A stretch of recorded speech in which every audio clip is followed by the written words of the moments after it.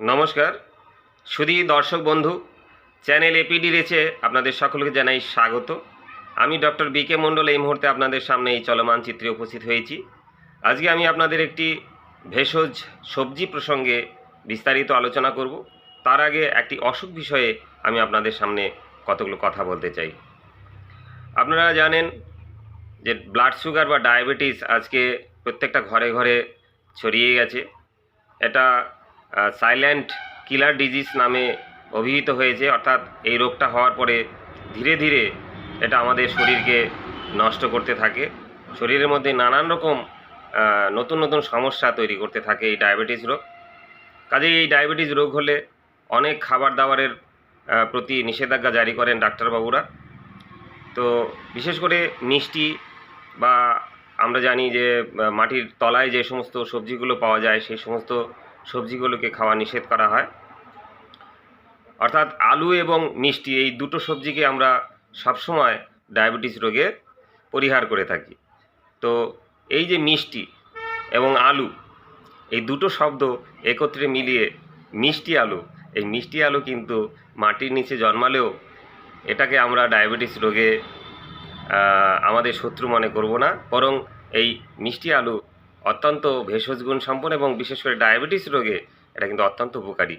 এই মিষ্টি আলুর আলু অর্থাৎ এর মূল, কাণ্ড এবং পাতা এর সবটাই কিন্তু ভেষজ গুণে পরিপূর্ণ। এই মিষ্টি আলুর ইংরেজি নাম সুইট পটেটো, বিজ্ঞানসম্মত নাম ইপোমিয়া ব্যাটাটাস। এটি খুবই সুস্বাদু এবং পুষ্টিকর একটি সবজি, যার মধ্যে প্রচুর পরিমাণ ভিটামিন রয়েছে, বিভিন্ন রকম ভিটামিন এবং মাল্টি মিনারেলস সমৃদ্ধ এই উদ্ভিদটি। এই সবজির মধ্যে থাকে ভিটামিন এ, বি1, বি2, বি6, বি12। এছাড়া রয়েছে কিছু পরিমাণ ভিটামিন ডি। এতে রয়েছে বিভিন্ন খনিজ পদার্থ, তার মধ্যে potassium, calcium, magnesium, phosphorus, zinc. এছাড়াও কিছু অত্যাবশ্যকীয় রাসায়নিক উপাদান রয়েছে যেগুলো বিভিন্ন রোগের প্রতিরোধ ও প্রতিকারে খুব ভালো কাজ করে। বিশেষ করে ডায়াবেটিক রোগে এটি অত্যন্ত উপকারী। এই উদ্ভিদের মূল, কাণ্ড, পাতা এবং এর এই যে শিকড় বা সবজি ফল, এটা কিন্তু খুবই ভেষজ গুণ সম্পন্ন। আমি বিস্তারিতভাবে আপনাদের সঙ্গে শেয়ার করব। এটি অত্যন্ত পুষ্টিকর এবং ভেষজ গুণ সম্পন্ন একটি সবজি। এর মূল, কাণ্ড, পাতা এর সবটাই ভেষজ গুণে পরিপূর্ণ। এর স্কন্দমূলকে আমরা সবজি হিসাবে ব্যবহার করি। এর মধ্যে রয়েছে নানা রকম ভিটামিন, মিনারেলস এবং অত্যাবশ্যকীয় উপাদান, যা নানা রোগের প্রতিকার ও প্রতিরোধে অত্যন্ত কার্যকরী।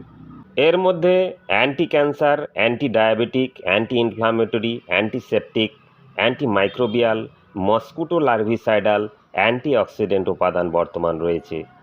এছাড়া এতে রয়েছে আলফা গ্লুকোসাইডেজ ইনহিবিটরি এলিমেন্টস, যা রক্তে গ্লুকোজের সমতা বিধানে অত্যন্ত কার্যকরী। ব্রাজিলে এর নির্যাস বাতের ব্যথার চিকিৎসায় ব্যবহার করা হয়ে থাকে। এর পাতার রসে ক্লোরোজেনিক অ্যাসিড ও ক্যাফেল কুইনিক অ্যাসিড ডেরিভেটিভ বর্তমান, যা ক্যান্সার রোগ প্রতিরোধে সক্ষম।